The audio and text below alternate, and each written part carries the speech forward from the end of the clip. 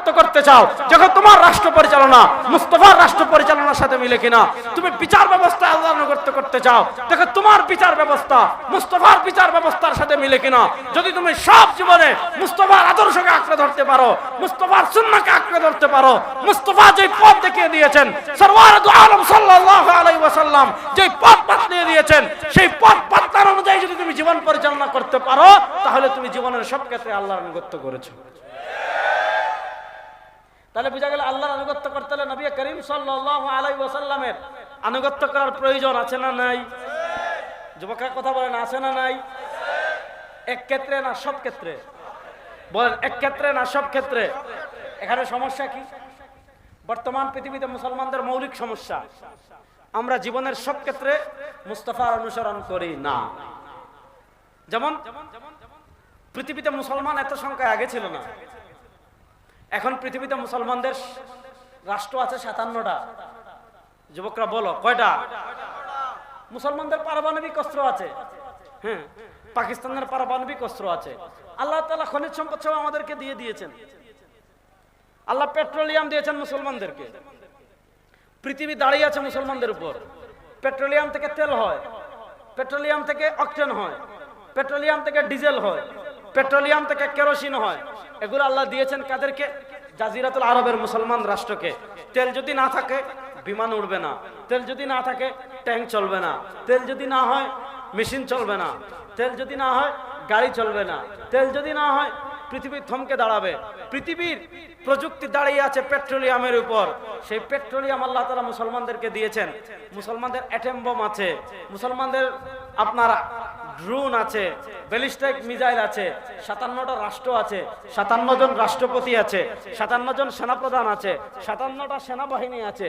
প্রশ্ন হলো 57টা রাষ্ট্র থাকার পর, 57টা সেনাবাহিনী থাকার পর, 57 জন সেনাপ্রধান থাকার পর, মুসলমানদের অ্যাটম বোম থাকার পর, মুসলমানদের হাজার হাজার মিসাইল থাকার পর আজকে কেন বাইতুল মাকদিস ইহুদিদের দখলে? আজকে কেন গাজায় রক্ত ভাসে? আজকে কেন রাফায় রক্ত ভাসে? আজকে কেন কাশ্মীরে রক্ত? আজকে কেন ইয়ামানে রক্ত? আজকে কেন সিরিয়ায় রক্ত? আজকে কেন সুদানে রক্ত? আজকে কেন চেচনিয়ায় রক্ত? আজকে কেন বসনিয়া হার্জেগোভিনা, আজকে কেন বসনিয়া হার্জেগোভিনায় রক্ত? আজকে কেন লিবিয়ায় রক্ত? আজকে কেন মিশরে রক্ত? কেন আফগানিস্তানে আগে রক্ত দেখেছি, কেন ইরাকে রক্ত দেখেছি? রক্ত দেখার কারণ একটা, আল্লাহ তাআলা আমাদেরকে সংখ্যা দিয়েছেন, আল্লাহ তাআলা আমাদেরকে বস্ত্র দিয়েছেন, আল্লাহ তাআলা আমাদেরকে সৈন্য দিয়েছেন, কিন্তু আমাদের রাষ্ট্র ক্ষমতায় যারা বসে আছে তারা মুস্তাফার আদর্শ ছেড়ে দিয়েছে, তারা কামলিওয়ালার আদর্শ ছেড়ে সবগুলো ইহুদি খ্রিস্টানের পাঁচটা গোলাম হয়ে গিয়েছে। সবগুলো ইহুদি খ্রিস্টানের পাঁচটা গোলাম হয়ে গিয়েছে।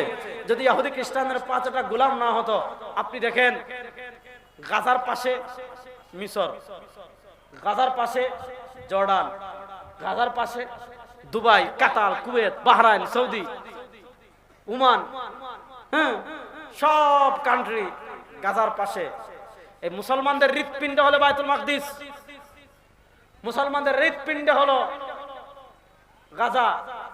আজকে এসব প্রযুক্তির সামনে, আজকে এত স্যাটেলাইটের সামনে গাজাকে চোখের সামনে শেষ করে দেওয়া হচ্ছে, শিশুদেরকে হত্যা করা হচ্ছে, হাসপাতালে হামলা করা হচ্ছে, নারীদেরকে হামলা করা হত্যা করা হচ্ছে, তারপরে শরণার্থী শিবিরে হামলা করা হচ্ছে, হত্যা করা হচ্ছে। আচ্ছা, পৃথিবীর কেউ কথা না বলুক, 57 জন মুসলিম রাষ্ট্রপতি কোথায়? 57 জন সেনাপ্রধান কোথায়? সবাই আপন জায়গায় আছে, ঠিক। ব্যাপার হলো এরা সব আল্লাহ নবী সাল্লাল্লাহু আলাইহি ওয়াসাল্লামের আদর্শ বিক্রি করে, পরিত্যাগ করে সব ইহুদি খ্রিস্টানের পাঁচটা গোলাম হয়ে গিয়েছে। এজন্য মুসলমানদের ভাগ্য যদি এই শতাব্দীতে পরিবর্তন করতে হয়, এক নাম্বার নেতৃত্ব পরিবর্তন আনতে হবে। আমাদের বাংলাদেশে দেখেন, আমরা গর্ব করে বলি আমরা 92% মুসলিম, বলি না? বলি। কিন্তু দেখেন 92% মুসলিমের দেশে রাষ্ট্র ক্ষমতায় যারা গিয়েছে, 1-2 জন ভালো মানুষ ছিলেন, দেশপ্রেমিক মানুষ ছিলেন, ইসলাম প্রেমী মানুষ ছিলেন, ভালো মানুষ তারা ছিলেন। যেমন জিয়াউর রহমান সাহেব, তিনি ইসলামের পক্ষে কাজ করেছেন, সংবিধানে আল্লাহর উপর পূর্ণ আস্থা এবং বিশ্বাস যুক্ত করেছেন, তিনি ভালো মানুষ ছিলেন। আল্লাহ তাআলা তাকে উত্তম বিনিময় দান করুন। এই 1-2 জন ছাড়া বাকি যেগুলো আছে এগুলা সব নামে মুসলিম। দেখেন 92% মুসলমানের দেশে কখনো মুসলমানদের যে চাওয়া পাওয়া আছে সেগুলা বাস্তবায়ন হয়েছে? যেমন দেখেছেন সম্প্রতি একটা আইন করেছে, কি আইন? আমাদের দেশের সব প্রাথমিক বিদ্যালয়ে গান এবং ড্যান্স শেখানোর জন্য শিক্ষক নিয়োগ দিছে। বাচ্চাদেরকে নাচবেন কিভাবে, ড্যান্স দিবেন কিভাবে, নাচার সময় কোমর কোথায় যাবে, হাত কোথায় যাবে, হাত কত অ্যাঙ্গেল বাঁকা করবেন, পা কত অ্যাঙ্গেল বাঁকা করবেন, এগুলা শেখানোর জন্য গানের শিক্ষক নিয়োগ দিয়েছে। আপনারা কি চান যে প্রাথমিক বিদ্যালয়ে গানের শিক্ষক নিয়োগ দেওয়া হোক? বড় আসতে বলেন, আপনারা কি চান আপনার বাচ্চারা গান শিক্ষক? এটা কারা কারা চান দেখে হাত তুলেন তো। একজনও নাই। বাংলাদেশের ঢাকা শহরে লাওয়ারিশ কুত্তা যতটা আছে, সারা বাংলাদেশে শাহবাগী এতজন নাই। আসেনি? নাই। কিন্তু প্রশ্ন হলো এই শাহবাগীগুলো মেকানিজমের জায়গায় চলে গিয়েছে। এজন্য দেখা যায় 92% মুসলমানের প্রাণের দাবি ছিল দেশের সব প্রাথমিক স্কুলে ধর্মীয় শিক্ষক নিয়োগ দেন, যারা আমার বাচ্চাকে ওযু শিখাবে, গোসল শিখাবে, নামাজ শিখাবে, ঈমান শিখাবে, রোজা শিখাবে। সরকার এগুলোকে পাত্তা দেয় নাই, কারণ ডক্টর ইউনূস সে ক্ষমতায় বসেছে আমাদের রক্তের উপর। ডক্টর ইউনূস সাহেব, শেখ হাসিনা আপনাকে কি করেছে ভুলে যায়েন না। আমরা যদি বিপ্লব না করতাম, আমরা যদি আন্দোলন না করতাম, আমাদের সন্তানরা যদি রাজপথে শহীদ না হতো, আমাদের ভাইয়েরা যদি রাজপথে শহীদ না হতো, আপনি কি ভুলে গিয়েছেন শেখ হাসিনা লিফট বন্ধ করে 8 তলায় আপনারা তুলছিল আর নামাইছিল? সেখানে আপনি শহীদের রক্তের উপর ক্ষমতায় আসবেন, আর এনজিও বুড়া যেগুলো আছে, চলতে পারে না, ফিরতে পারে না, এই বুড়া উপদেষ্টা পরিষদ গঠন করে বিপ্লবের 12টা বাজিয়ে গানের শিক্ষক নিয়োগ দিবেন, আর আমার বাচ্চাদেরকে শাহবাগী বানাবেন, ভারতীয় কৃষ্টি কালচার চালু করবেন। এই প্রাথমিক গণশিক্ষা অধিদপ্তরে যে উপদেষ্টা বসে আছে এই হিন্দু, আমরা হিন্দুদের, সব হিন্দুদের প্রতি আমরা বিদ্বেষী নই, কিন্তু হিন্দু আপনি হয় আমাদের প্রাথমিক শিক্ষা মন্ত্রণালয়ে বসে আপনি ভারতীয় হিন্দুয়ানি সংস্কৃতি যদি এদেশে চালু করতে চান, শেখ হাসিনা মামুর বাড়ি গিয়েছে, আপনি মামু বাড়ি যাওয়ার প্রস্তুতি নেন।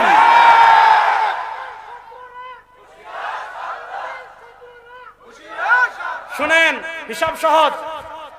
আপনাদের এলাকার কোন প্রাথমিক বিদ্যালয়ে গানের শিক্ষক নিয়োগ আপনারা চান? কথা বলেন, কারা কারা চান না দেখে হাত তুলেন তো। গানের শিক্ষক আমরা আমাদের প্রাথমিক বিদ্যালয়ে চাই। সুতরাং আপনারা খবর রাখবেন, যদি কেউ এই দুঃসাহস করায় আপনার বাচ্চাদেরকে গান শেখাতে আসে, তাহলে আপনারা প্রতিরোধ করার জন্য প্রস্তুত আছেন তো? ইনশাআল্লাহ। সব দায়িত্ব শুধু রেজাউল করিম আপনাদের উপর দিয়েন না, সব দায়িত্ব আলেমদের উপর দিয়েন না। আমি অনুরোধ করব, প্রত্যেক মসজিদ থেকে, প্রত্যেক মহল্লা থেকে দলে দলে রাজপথে বের হবেন আর জানান দিবেন ধর্মীয় শিক্ষক নিয়োগ দিতে হবে। গানের শিক্ষক আমরা আমাদের প্রাথমিক বিদ্যালয়ে চাই। প্রশ্ন হলো 92% বাংলাদেশে এটা কেমনে সম্ভব হলো? সম্ভব হলো রাষ্ট্র ক্ষমতায় যারা গিয়েছে তাদের কাছে ইসলাম আছে না। ইসলামের থেকে এদের বড় কারো প্রভু ছিল আমেরিকা। এখন আরেক দল তৈরি হচ্ছে যারা প্রভু বানাতে চাচ্ছে। এক দলের প্রভু ছিল ভারত, গেছে গা। আগে আমাদেরকে বলতো রাজাকার, আমাদেরকে কি বলতো? পাকিস্তানি রাজাকার। যারা আমরা টুপি পরি, দাড়ি রাখি, বলতো পাকিস্তানি রাজাকার। আচ্ছা, বাংলাদেশের কোন আলেম কখনো পাকিস্তানে পালিয়েছেন? কথা কয় না রে। বাংলাদেশের কোন আলেম কখনো পাকিস্তানে পালিয়েছেন? পাকিস্তানি রাজাকার বলে কোন আলেম বাংলাদেশে পাকিস্তানে পালায় নাই। আমাদেরকে যারা পাকিস্তানি রাজাকার বলতো, এদের 14 গোষ্ঠী ভারতীয় রাজাকার। আমরা দেখেছি ভারতের রাজাকার ভারতে পালিয়ে গিয়েছে। ভারতের রাজাকার কোথায় পালিয়ে গিয়েছে?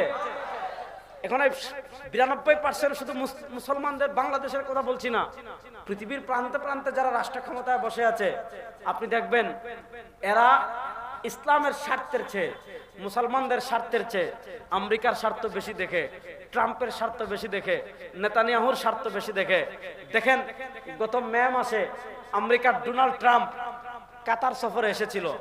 কত কষ্টের কথা, কত কষ্টের কথা আপনাদেরকে বলি। সৌদি আরব নাম শুনেন নাই? সৌদি আরবে আমেরিকান ঘাঁটি আছে না নাই? আছে। সৌদি আরবকে নিরাপত্তা দেখে, সৌদি আরবের বাদশাকে নিরাপত্তা দেখে আমেরিকার সৈন্য। সৌদি আরবে আমেরিকান ঘাঁটি আছে। এবং মধ্যপ্রাচ্যের আমেরিকার সবচেয়ে বড় ঘাঁটি কোথায়? মধ্যপ্রাচ্যে আমেরিকার সবচেয়ে বড় ঘাঁটি হলো কাতার। হামাসের প্রধান ছিলেন শহীদ ইয়াহিয়া সিনওয়ার রহমতুল্লাহ আলাইহি। তিনি তার এক বক্তৃতায় আরবের শাসকদেরকে বলেছিলেন, হে আরবের শাসকেরা, তোমরা যারা ট্রাম্পকে পূজা করে, তোমরা যারা নেতানিয়াহুকে পূজা করে মনে করছো ইসরায়েলের সাথে ধর্মযুদ্ধ থেকে তোমরা বাঁচতে পারবা। ধর্মযুদ্ধ থেকে কেউ বাঁচতে পারবা না, সবাইকে ইসরায়েল যুদ্ধে টেনে নিয়ে আসবে। দেখেন, গত মে মাসে ডোনাল্ড ট্রাম্প কোথায় এসেছিল? কাতারে এসেছিল। কাতারের বাদশা কি করেছে? অত্যন্ত আধুনিক বিলাসবহুল একটা বিমান বানিয়ে কি করেছে? ডোনাল্ড ট্রাম্পকে হাদিয়া দিয়েছে। মে মাসে হাদিয়া দিয়েছে, জুন, জুলাই, আগস্ট, সেপ্টেম্বর। 4 মাস পরে আপনারা দেখেছেন গত 2 সপ্তাহ আগে ইসরায়েল কাতারে হামলা করেছে। অনুমতি দিয়েছে কে? আমেরিকা। চুপ থেকেছে কে? আমেরিকা। প্রশ্ন হলো, এই যে ড্রোন হামলা করলো ইসরায়েল, কাতারে তো আমেরিকার বিশাল ঘাঁটি আছে, তারা তো চাইলে হামলাটা থামাতে পারতো, থামায় নাই। তারা তো চাইলে আগে জানাইতে পারতো, জানায় নাই। বুঝা গেল আল্লাহর কোরআন হলো সত্য। ওয়ালান তারদা আনকাল ইয়াহুদ ওয়ালান নাসারা হাত্তা তাত্তাবিআ মিল্লাতাহুম। আপনি যত দালালি করেন, যত পা চাটেন, পা চাটতে চাটতে জিহ্বা ক্ষয় করে ফেলবেন, যতক্ষণ পর্যন্ত পরিপূর্ণ ইহুদি না হবেন, যতক্ষণ পর্যন্ত পরিপূর্ণ খ্রিস্টান না হবেন, তাদেরকে সন্তুষ্ট করতে পারবেন না। আরে ভাই, আজকে মসজিদে আকসা আমাদের কাছে নাই, আজকে গাজা শেষ হয়ে যাচ্ছে, আজকে রাফা নাই, আজকে আসকালান নাই, আজকে কত শহর তারা দখল করে নিয়েছে। কেন পেরেছে? শাসন ক্ষমতায় যারা বসেছে তাদের ভিতর নবী করিম সাল্লাল্লাহু আলাইহি ওয়াসাল্লামের আদর্শ নাই। রব্বে কাবার কসম করে বলি, জাজিরাতুল আরবের যত মুসলিম শাসক আছে, এরা যদি ঐক্যবদ্ধ হয়ে ইসরায়েলকে বলে আর একটা বোমা গাজায় ফেলতে পারবে না, আর একটা ট্যাঙ্ক দিয়ে রাফায় আক্রমণ করতে পারবে না, যদি করো তোমার বিরুদ্ধে আমরা সবাই দাঁড়িয়ে যাব, তোমার বিরুদ্ধে যুদ্ধ করার জন্য আমরা সবাই প্রস্তুত হয়ে যাব, ইসরায়েল পরের দিন ভয়ে পেশাব করে পেন ভিজিয়ে ফেলবে। কিন্তু সমস্যা কি জানেন?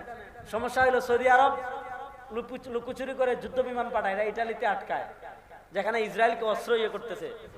ইরান মিসাইল মারে ইসরায়েলে। আমি সব জায়গায় বলি, কোথায় জানেন, দিন বক্তৃতায় বলেছি, ইসরায়েলের বিরুদ্ধে যদি একটা কুকুর দাঁড়ায়, আমরা এই কুকুরের পক্ষে, হিসাব সহ।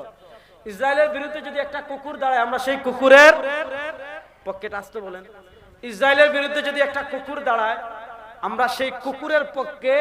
আর ইসরায়েলের পক্ষে যদি আমাদের দেশের প্রধান উপদেষ্টা সহ যারাই আসবে, ফিলিস্তিনের বিপক্ষে একটা কথা বলবেন, গাজার বিপক্ষে একটা কথা বলবেন, ইনিয়ে বিনিয়ে ইসরায়েলকে সমর্থন করবেন, আপনি আমাদের কাছে কুকুরের চেয়ে আরো খারাপ, আরো নিকৃষ্ট। কথা ভালো করে বুঝবেন। মিসাইল মারে ইরান, গন্তব্য কোথায়? ইসরায়েলে। আটকায় কে? জর্ডান। মিসাইলকে নিকৃষ্ট, মানে এই যে বোমটা মেরেছে মিসাইল দিয়ে, এটা মধ্যাকাশে নষ্ট করে দেখে জর্ডান, উর্দুন। জর্ডান এটা কি রাষ্ট্র? মুসলিম রাষ্ট্র। তাহলে প্রশ্ন হলো, ইসরায়েলে মারতেছে ইরান, জর্ডান আটকায় কেন? ওই যে প্রভুরে খুশি করতেছে। এই হলো আমাদের হালাত। এই হালাত আমাদের কেন হলো? এই হালাত আমাদের কারণ হওয়ার 2টা কারণ। একটা কারণ হলো আমরা আল্লাহ নবী সাল্লাল্লাহু আলাইহি ওয়াসাল্লামের পূর্ণাঙ্গ সিরাত থেকে সরে আসছি। আমরা আল্লাহ নবী সাল্লাল্লাহু আলাইহি ওয়াসাল্লামের সিরাত বলতে কি বুঝি? খাবার আগে হাত ধৌত করা। এজন্য দেখবেন আমাদের দেশে যারা ভাত খায়, যদি হাত ধোয়ার আগে পানি না থাকে, জিজ্ঞাসা করবে ভাই হাত ধোয়া, পানি দেন, হাত ধুইব। অথবা জিজ্ঞাসা করবে বেসিন কোথায়, যে ভাই এই যে বেসিন, এখানে কি হাত ধুয়ে আসেন। তাকে প্রশ্ন করবেন খাবারের আগে হাত ধুইলেন কেন? বলবে খাবারের আগে হাত ধোয়া সুন্নত। আলহামদুলিল্লাহ, খুবই ভালো কথা, খাবারের আগে হাত ধোয়া সুন্নত। আমাদের দেশের সবকিছু মানুষ ডান হাত দিয়ে খায়, সিগারেটটাও ডান হাত দিয়ে খায়, বাম হাত দিয়ে খায় না। তাকে জিজ্ঞাসা করবেন, দুটাই তো হাত, এই হাতেও 5 আঙ্গুল, এই হাতেও 5 আঙ্গুল, এই হাতে যা আছে ওই হাতেও তা আছে, ডান হাত দিয়ে খান কেন? বলবে ডান হাত দিয়ে খাওয়া সুন্নত। আল্লাহ নবী সাল্লাল্লাহু আলাইহি ওয়াসাল্লাম ডান হাতে খেয়েছেন, এজন্য আমি ডান হাতে খাই। আলহামদুলিল্লাহ। আমাদের মানুষ বাথরুমে ঢোকার সময়, ইস্তিনজা করার সময় ডান হাত দিয়ে করে না, বাম হাত দিয়ে করে। কেন? নবী শিখিয়েছেন। বাথরুমে ঢোকার সময় আগে বাম পা দিয়ে ঢুকে, কেন? নবী শিখিয়েছেন। বের হওয়ার সময় আগে বাম পা দিয়ে, ডান পা দিয়ে বের হয়, কেন? নবী শিখিয়েছেন। মসজিদে ঢোকার সময় আগে ডান পা দিয়ে ঢুকে, বের হওয়ার সময় আগে বাম পা বের করে, কেন? নবী করিম সাল্লাল্লাহু আলাইহি ওয়াসাল্লাম শিখিয়েছেন। প্রশ্ন হলো খাবার কেমন খাবেন? এটা যেমন নবী করিম সাল্লাল্লাহু আলাইহি ওয়াসাল্লাম শিখিয়েছেন। পোশাক কেমনে করবেন? এটাও যেমন নবী করিম সাল্লাল্লাহু আলাইহি ওয়াসাল্লাম শিখিয়েছেন। বাথরুমে যাবেন কিভাবে, ইস্তেঞ্জা করবেন কিভাবে, এটাও যেমন নবী করিম সাল্লাল্লাহু আলাইহি ওয়াসাল্লাম শিখিয়েছেন। নামাজ পড়বেন কিভাবে, এটাও যেমন নবী করিম সাল্লাল্লাহু আলাইহি ওয়াসাল্লাম শিখিয়েছেন। রোজা রাখবেন কিভাবে, এটাও যেমন নবী করিম সাল্লাল্লাহু আলাইহি ওয়াসাল্লাম শিখিয়েছেন। যাকাত দিবেন কিভাবে, এটাও যেমন নবী করিম সাল্লাল্লাহু আলাইহি ওয়াসাল্লাম শিখিয়েছেন। রাজনীতি করবেন কেমনে, আল্লাহ নবী সাল্লাল্লাহু আলাইহি ওয়াসাল্লামের আদর্শে আছে না নাই? আর আসতে বলেন, আছে না নাই? রাষ্ট্র চালাবেন কেমনে আল্লাহর নবী সাল্লাল্লাহু আলাইহি ওয়াসাল্লামের আদর্শে আছে না নাই? বিচার করবেন কেমনে আল্লাহর নবী সাল্লাল্লাহু আলাইহি ওয়াসাল্লামের আদর্শে আছে না নাই? প্রশ্ন হলো এই শতাব্দীতে মুসলমানদের উপর ভয়াবহ বিপর্যয় আসায় যে কয়েকটা কারণ, তার ভিতরে একটা হলো আজকে আল্লাহর নবী সাল্লাল্লাহু আলাইহি ওয়াসাল্লামের আদর্শকে আমরা ঘরের ভিতর সীমাবদ্ধ করে ফেলেছি। আল্লাহর নবী সাল্লাল্লাহু আলাইহি ওয়াসাল্লামের আদর্শকে আমরা খাবারের মধ্যে সীমাবদ্ধ করে ফেলেছি। আল্লাহর নবী সাল্লাল্লাহু আলাইহি ওয়াসাল্লামের আদর্শকে আমরা গোসলের ভিতর সীমাবদ্ধ করে ফেলেছি। আল্লাহর নবী সাল্লাল্লাহু আলাইহি ওয়াসাল্লামের আদর্শ আমরা মসজিদের ভিতর সীমাবদ্ধ করে ফেলেছি। আল্লাহর নবী সাল্লাল্লাহু আলাইহি ওয়াসাল্লামের আদর্শ আমরা খানকার ভিতর সীমাবদ্ধ করে ফেলেছি। আল্লাহর নবী সাল্লাল্লাহু আলাইহি ওয়াসাল্লামের আদর্শ আমরা মাজারের ভিতর সীমাবদ্ধ করে ফেলেছি। আল্লাহর নবীর আদর্শ মানি খাবারের ক্ষেত্রে রাষ্ট্র পরিচালনায় ন্যাশনালিজমের দিকে যায়, রাষ্ট্র পরিচালনায় সেকুলারিজমের দিকে যায়, রাষ্ট্র পরিচালনায় ডেমোক্রেসির দিকে যায়, রাষ্ট্র পরিচালনায় সোশ্যালিজমের দিকে যায় না। ঘর কেমনে চলবে এটাও যেমন নবীর আদর্শে আছে, খাবার কেমনে খাবেন এটাও যেমন নবীর আদর্শে আছে, সমাজ কেমনে চলবে এটাও নবীর আদর্শে আছে, রাষ্ট্র কেমনে চলবে এটাও নবীর আদর্শে আছে। আল্লাহ নবী ঘর যেমন চালিয়ে আমাদেরকে শিখিয়েছেন, রাষ্ট্র কেমনে চলবে, বিচার কেমনে হবে, সংসদ কেমনে চলবে, অর্থনীতি কেমনে চলবে, গোটা রাষ্ট্র ব্যবস্থা কেমনে চলবে আমার নবীর আদর্শে আছে না না? কিন্তু মূল পেশ লাগাই দিয়েছে এই জায়গায়। রাষ্ট্র পরিচালনা আসলেই বলে হুজুর আমরা ধর্ম নিরপেক্ষ, ঠিক না বেঠিক? রাষ্ট্র পরিচালনা আসলে হুজুর বলে কি আমরা ধর্ম নিরপেক্ষ। কবরে প্রশ্ন করবে কয়টা বলেন? আরে কবরে প্রশ্ন করবে কয়টা? এক নম্বর প্রশ্ন মার আপনার রবকে আল্লাহ। দুই নম্বর প্রশ্ন করবে ওমা দিন, তোমার দিন কি? খালি খবরে এই কথা বললেন যে জাহাপনা আমি তো ধর্ম নিরপেক্ষ। ফেরেশতারা যখন জিজ্ঞাসা করবে ওমা দিন, আপনি দুনিয়াতে টকশিতে বসে বলেন ওমা আপনি ধর্ম নিরপেক্ষ। শুনেন, কোন মুসলমান কখনো ধর্ম নিরপেক্ষ আকীদা বিশ্বাসী হতে পারে না। ধর্ম নিরপেক্ষ মানে কি এটাকে আমি একটু ব্যাখ্যা করব, পরে সময় পেলে করবো, আগে ভালো করে বুঝেন।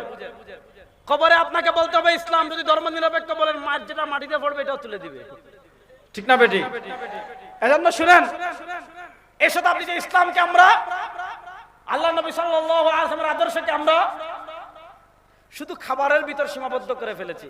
রাষ্ট্র কেমনে পরিচালনা করবেন আল্লাহ নবী সাল্লাল্লাহু আলাইহি ওয়াসাল্লামের আদর্শ আছে না নাই? যুবকরা জুড়ে বলেন, রাষ্ট্র কেমনে পরিচালনা করবেন আল্লাহ নবী সাল্লাল্লাহু আলাইহি ওয়াসাল্লামের আদর্শ আছে না নাই? একটা হলো আল্লাহ নবী সাল্লাল্লাহু আলাইহি ওয়াসাল্লামের আদর্শ, আরেকটা হলো ব্রিটিশের আদর্শ।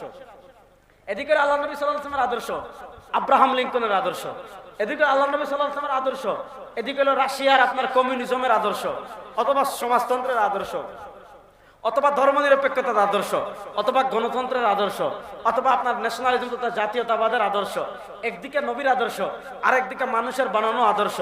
এবার বলেন, মানুষের বানানো আদর্শ উত্তম না আল্লাহ নবী সাল্লাল্লাহু আলাইহি ওয়াসাল্লামের আদর্শ উত্তম? এতে কি কোনো সন্দেহ আছে? সমস্যা হলো তারা আজকে রাষ্ট্র পরিচালনায় ওই মানুষের তন্ত্রমন্ত্র আমাদের উপর চাপিয়ে দিয়েছে। শুধু চাপিয়ে দেয় নাই, চাপিয়ে দিয়ে আমাদের মাথায় এই কথা পোষাই দিয়েছে, নবীকে মানবা খাবারের ক্ষেত্রে, নবীকে মানবা পোশাকের ক্ষেত্রে, নবীকে মানবা ঘুমানোর ক্ষেত্রে, নবীকে মানবা বিয়ের ক্ষেত্রে, নবীকে মানবা নামাজের ক্ষেত্রে। রাষ্ট্র পরিচালনায় নবী লাগবে না, সমাজ পরিচালনায় নবী লাগবে না, বিচার ব্যবস্থায় নবী লাগবে না। শুনেন, মানুষের বানানো তন্ত্র মন্ত্র দিয়ে, মানুষের বানানো আইন দিয়ে, মানুষের বানানো বিচার ব্যবস্থা দিয়ে, মানুষের বানানো রাষ্ট্র পরিচালনার আইন দিয়ে 54 বছর আপনারা বাংলাদেশ পরিচালনা করেছেন। মানুষের জানের নিরাপত্তা দিতে পারেন নাই, খুন বন্ধ করতে পারেন নাই, ধর্ষণ বন্ধ করতে পারেন নাই, ছিনতাই বন্ধ করতে পারেন নাই, চাঁদাবাজি বন্ধ করতে পারেন নাই, সন্ত্রাসী বন্ধ করতে পারেন নাই, ইফটিজিং বন্ধ করতে পারেন নাই। মানুষের বানানো যত তন্ত্র আছে, যত মন্ত্র আছে, বাংলাদেশে 54 বছর ফেল করেছে। আমার ইমান জীবিত যুবকদেরকে বলবো, যে সকল তন্ত্রমন্ত্র বাংলাদেশে ফেল করেছে ওই তন্ত্রমন্ত্রের পিছনে আর ছুটবেন না। এবার রাষ্ট্র ক্ষমতায় ইসলামকে নেওয়ার জন্য, কালেমার পতাকাকে বাংলাদেশে বিজয় করার জন্য প্রস্তুত আছেন না? না।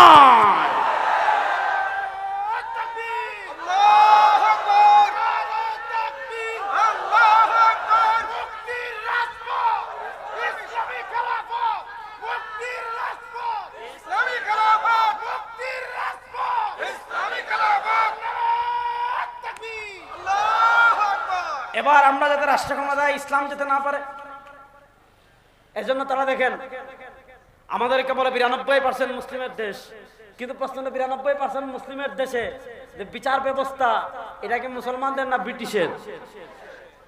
কথা বলে না, এটা মুসলমানদের না ব্রিটিশের? আচ্ছা, কোরআনের বিচার ব্যবস্থা আছে না নাই? যুবকরা ক্লান্ত হয়ে গেছেন, বলেন কোরআনের বিচার ব্যবস্থা আছে না নাই? আমাদের নবী আমাদেরকে বিচার ব্যবস্থা দিয়েছেন কি দেন নাই? এবার একদিকে ইসলামের বিচার ব্যবস্থা, আরেকদিকে ব্রিটিশের ব্যবস্থা। ভালো করে মাসালা শুনেন, ইসলামের বিচার ব্যবস্থা বাংলাদেশে নাই। আপনি আল্লাহর কাছে মাফ চাইবেন, ইসলামের বিচার ব্যবস্থা আনার চেষ্টা করবেন। কিন্তু আপনি যদি মনে করেন ইসলামের বিচার ব্যবস্থা এই যুগে অচল, আপনি যদি মনে করেন ইসলামের বিচার ব্যবস্থা এই যুগে চলবে না, আপনি যদি মনে করেন ইসলামের বিচার ব্যবস্থার থেকে ব্রিটিশের বিচার ব্যবস্থা ভালো, অথবা আপনি যদি মনে করেন ইসলামের বিচার ব্যবস্থা এটা মধ্যযুগীয় বর্বরতা, এই কথা বলতে দেরি, আপনি মুরতাদ তথা ঈমান হারাতে দেরি না। একথা বলতে দেরি, আপনি ঈমান হারাতে কিনা দেরি।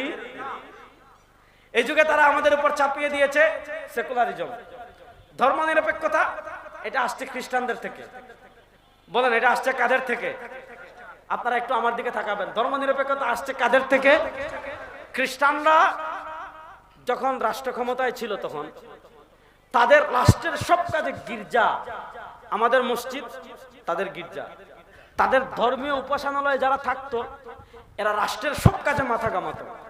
অর্থাৎ রাষ্ট্রের উপর গির্জার প্রবল প্রভাব ছিল। রাষ্ট্রের বিচারপতি কে হবে? গির্জা ঠিক করত। রাষ্ট্রের ক্ষমতায় কারা আসবে? গির্জা ঠিক করত। রাষ্ট্রের সংসদে কারা আসবে? গির্জা ঠিক করত। রাষ্ট্রের রাষ্ট্রপতি কে হবে? গির্জা ঠিক করত। রাষ্ট্রের সেনাপতি কে হবে? গির্জা ঠিক করত। রাষ্ট্র কার সাথে যুদ্ধ করবে? গির্জা ঠিক করত। রাষ্ট্র কার সাথে সন্ধি করবে? গির্জা ঠিক করত। তো খ্রিস্টানরা দেখলো রাষ্ট্রের সব কাজে গির্জা মাথা ঘামায়, তো তারা দেখলো এভাবে যদি সব কাজে গির্জা মাথা ঘামায় তাহলে এটা তো আমাদের উন্নতির পথে অন্তরায় হবে, আমরা উন্নতি করতে পারবো না। তাহলে কি করতে হবে? গির্জাকে রাষ্ট্র থেকে আলাদা করে দিতে হবে। তখন তারা বলল ধর্ম আপনি গির্জায় যান, ধর্ম পালন গির্জায় হবে, গির্জার বাহিরে আর ধর্ম বের হবে না। খ্রিস্টানরা বলল ধর্ম গির্জার মধ্যেই থাকবে, রাষ্ট্রের কোনো কাজে ধর্ম তথা গির্জা মাথা ঘামাবে না। রাষ্ট্রের প্রধানমন্ত্রী কি হবে? রাষ্ট্রের বিচারপতি কি হবে? রাষ্ট্রের সেনাপ্রধান কি হবে? রাষ্ট্রের আইন কি হবে? রাষ্ট্রের বিচার ব্যবস্থা কি হবে? রাষ্ট্র কার সাথে সন্ধি করবে? রাষ্ট্র কার সাথে চুক্তি করবে? রাষ্ট্র কার সাথে যুদ্ধ করবে? রাষ্ট্র কত টাকা ট্যাক্স নিবে? রাষ্ট্র কার উপর কত % ট্যাক্স ধার্য করবে? কিছুর উপর গির্জা মাথা ঘামাবে না। বাস গির্জা গির্জার মতো ধর্ম নিয়ে থাকবে, রাষ্ট্র রাষ্ট্রের মতো রাষ্ট্র নিয়ে থাকবে। অর্থাৎ খ্রিস্টানরা বলল ধর্ম আলাদা, রাষ্ট্র আলাদা। এই যে ধর্ম আলাদা রাষ্ট্র আলাদা, এই চিন্তাটা মুসলমানদের না খ্রিস্টানদের? বলেন না, এই চিন্তাটা মুসলমানদের না খ্রিস্টানদের? এবার এই চিন্তাটা তারা মুসলমানদের ভিতর ঢুকিয়েছে কি দিয়ে? এই চিন্তাটা মুসলমানদের ভিতর তারা ঢুকিয়ে দিয়েছে ধর্মনিরপেক্ষতা দিয়ে, সেকুলারিজম দিয়ে। খ্রিস্টানরা বলতো ধর্ম থাকবে গির্জায়, রাষ্ট্রের কোনো ধর্ম থাকবে না। মুসলমানদের ভিতর ধর্ম নিরপেক্ষতা প্রবেশ করিয়ে মুসলমানদেরকে তারা শিখিয়েছে ধর্ম থাকবে মসজিদে, মুসলমানদেরকে তারা শিখিয়েছে ধর্ম থাকবে মাদ্রাসায়, মুসলমানদেরকে তারা শিখিয়েছে ধর্ম থাকবে খানকায়, মুসলমানদেরকে তারা শিখিয়েছে ধর্ম থাকবে চার দেয়ালের বাহিরে, সংসদে ধর্ম লাগবে না, হাইকোর্ট সুপ্রিম কোর্টে ধর্ম লাগবে না, বিচার ব্যবস্থায় ধর্ম লাগবে না, অর্থনীতিতে ধর্ম লাগবে না, রাষ্ট্র পরিচালনায় ধর্ম লাগবে না, সমাজ পরিচালনায় ধর্ম লাগবে না, বিচার ব্যবস্থায় ধর্ম লাগবে না, সংবিধানে ধর্ম লাগবে না। তো খ্রিস্টানরা বলতো কি গির্জা গির্জা, কায়সার কায়সার। মুসলমানদেরকে শিখাইছে মসজিদ মসজিদ, মুলুক মুলুক, রাষ্ট্র আলাদা ধর্ম আলাদা। আমরা স্পষ্ট ভাষায় বলি কোন মুসলমান যদি ফাল মুসলিমু ইদা তালাবা বিবিসলি যালিকা ফি সালামাতি আকলিহি, কোন মুসলমান যদি জেনে শুনে স্পষ্ট ভাষায় এই কথা বিশ্বাস করে বলে ধর্ম আলাদা রাষ্ট্র আলাদা, তার ঈমান থাকবে, সাথে সাথে বেঈমান হয়ে যাবে। এজন্য রাষ্ট্র কেমনে চলবে? আল্লাহর নবী সাল্লাল্লাহু আলাইহি ওয়াসাল্লামের নির্দেশনা আছে। সমাজ কেমনে চলবে? নির্দেশনা আছে। অর্থনীতি কেমনে চলবে? নির্দেশনা আছে। বিচার ব্যবস্থা কেমনে চলবে? নির্দেশনা আছে। বিচার ব্যবস্থা নিয়ে আমি দুটা কথা বলে আপনাদের থেকে বিদায় নেব। ইসলামে বিচার ব্যবস্থা আছে না নাই? বলেন ইসলামে বিচার ব্যবস্থা আছে না নাই? বলেন না, ইসলামে বিচার ব্যবস্থা আছে না নাই? ইসলামে 3 প্রকারের শাস্তি আছে। বলেন ইসলামে কয় প্রকারের শাস্তি আছে? যুবকরা কথা বলে না। ইসলামে কয় প্রকারের শাস্তি আছে? আমার সাথে বলেন, হুদুদ। সবাই বলেন হুদুদ, জুড়ে বলেন না, হুদুদ, কিসাস, তাজিরাত। বলেন হুদুদ, আওয়াজ পাচ্ছি না তো। হুদুদ, কিসাস, তাজিরাত। তুমি বলতে পারবা ছোট? বলো, তিনটা বলতে পারবা না? বলেন হুদুদ, কিসাস, তাজিরাত। এটা হলো ইসলামের তিনটা, আর ব্রিটিশের হলো দুইটা। এটা হলো দেওয়ানি আর হলো ফৌজদারি। ইসলাম তিনটা দণ্ডবিধি দিয়েছে, হুদুদ, কিসাস, তাজিরাত। হুদুদ যেমন ইসলামের কিছু নির্দিষ্ট অপরাধ চিহ্নিত করে দিয়েছে যে এই অপরাধ করলে শাস্তি এটা, যেমন ইসলাম চিহ্নিত করে দিয়েছে আয-যানিয়াতু ওয়াজ-যানি ফাজলিদু কুল্লা ওয়াহিদিন মিনহুমা মিআতা জালদা। কোন অবিবাহিত পুরুষ কিংবা মহিলা যদি ব্যভিচার করে, ইসলাম তাকে শাস্তি দিয়েছে, তাকে 100টা দুররা মারো। এটাকে বলে হদ। ইসলাম শাস্তি দিয়েছে আস-সারিকু ওয়াস-সারিকাতু ফাকতাউ আইদিয়াহুমা জাযাআম বিমা কাসাবা। কোন পুরুষ কিংবা মহিলা যদি চুরি করে, ইসলাম শাস্তি দিয়েছে তার হাত কেটে ফেলো। দেখেন, অনেকে ইসলামের এই শাস্তিকে মধ্যযুগীয় বর্বরতা বলেন। শুনেন, ইসলাম স্পষ্ট বিধান দিয়েছে, কোরআনের বিধান, ফাকতাউ আইদিয়াহুমা। যদি কোনো পুরুষ কিংবা মহিলা চুরি করে, তার হাত কেটে ফেলবা। এটাকে কেউ যদি মধ্যযুগীয় বর্বরতা বলে, অথবা এটাকে কেউ যদি এই যুগে অচল মনে করে, অথবা কেউ যদি মনে করে এই বিজ্ঞানের যুগে এটা অচল, প্রযুক্তির যুগে এটা অচল বা বর্বরতা, এটা বিশ্বাস করতে দেরি, তার ঈমান যেতে দেরি হবে না। ইসলামের বিধান, আল্লাহ কোরআনে বিধান দিয়েছেন, বাস এটা অকাট্য। আমাদের দেশে কত আইন, কত থানা, কত পুলিশ, কত আর্মি, কত বিজেপি, কত র্যাব, কত কোর্ট, কত জেল, চুরি বন্ধ হয়েছে। আমাদের দেশে এমন হয়েছে, একজনে 57,000 কোটি টাকা চুরি করে ফেলছে, করে নাই? উনি আমাদেরকে সহিহ হাদিস শিখাতো। উনি আমাদেরকে কি শিখাতো? সহিহ হাদিস। উনি বলেছিল সহিহ হাদিসের তেমন প্রবলেম নাই, তবে কোরআনে কিছু প্রবলেম আছে। আপনি দেখেন, আমাদের দেশে ব্যাংক চুরি হয়ে যায়, আমাদের দেশে শেয়ার বাজার চুরি হয়ে যায়, আমাদের দেশে হাজার হাজার কোটি টাকা চুরি হয়ে যায়। 1-2 টাকা না, হাজার হাজার হাজার হাজার কোটি টাকা এক একজন বিদেশে চুরি করে নিয়ে যায়। প্রশ্ন হলো, আপনি ইসলামের আইনের দিকে আঙ্গুল তুলছেন। আমি শাহবাগী নাস্তিকদেরকে বলবো, আপনারা তো ব্রিটিশের আইনে 54 বছর বাংলাদেশে পরিচালনা করলেন, বিচার করলেন, চুরি তো বন্ধ করতে পারলেন না। হাজার হাজার কোটি টাকা বিদেশে চুরি হয়ে যায়। আপনি 3 মাসের জন্য ইসলামের বিধান বাস্তবায়ন করেন যে